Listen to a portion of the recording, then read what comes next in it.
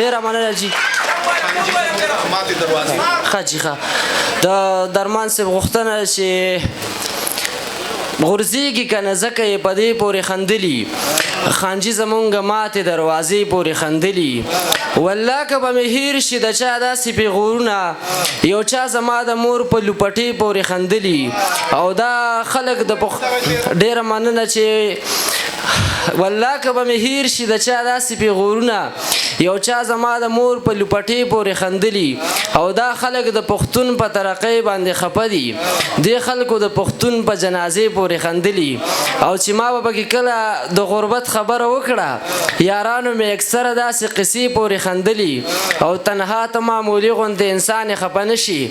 دې خلکو په رسول او په کعبې پورې خندلي درمان صاحب وایي لاس چې د غریب کله د خان ګریوان ته ورغلی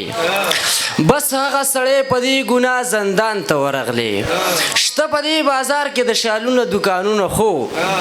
شته په دې بازار کې د شالونو دوکانونه خو هغه بدنصیبه د مرمو دوکان ته ورغلی او لاس کې ټوپکو او له بریتونه یې وینې تلي یو ورور د بل کور ته د دښمن په شان ته ورغلی ډېره مننه چې ډېره مننه چې ډېره چې لاس کې ټوپکو او له بریتونه یې وینې تلي یو ورور د بل کور ته د دښمن په شان ته ورغلی او څه مغرور دی یار د زلیخې مینې ته نه ګوري بس د یوسف حسن لټوي قرآن ته ورغلی ډېره مننه چې ډېره مننه څه مغرور دی یار د زلیخې مینې ته نه ګوري بس د یوسف حسن لټوي قرآن ته ورغلی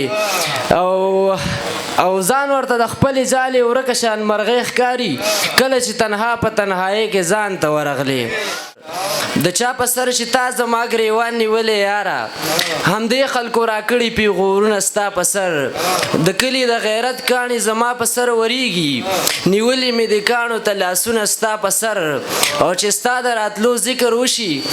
چې ستا د راتلو ذکر وکم خلک په خندا شي ما ټول عمر بېللي دي شرطونه ستا په سر او پښتون به یې د ډېرو ارمانونو سره مړ کي د مرګ نه پس به وشیندي ګلونه ستا په سر او تنها که سکون غواړي نو په هغه چا مین شه دا چا چې ودرولي اسمانونه ستا په سر ښه او دا یو غزل بل چې درمان صاحب چې جړا کوي ماتم کوي خندا پسې خفه دي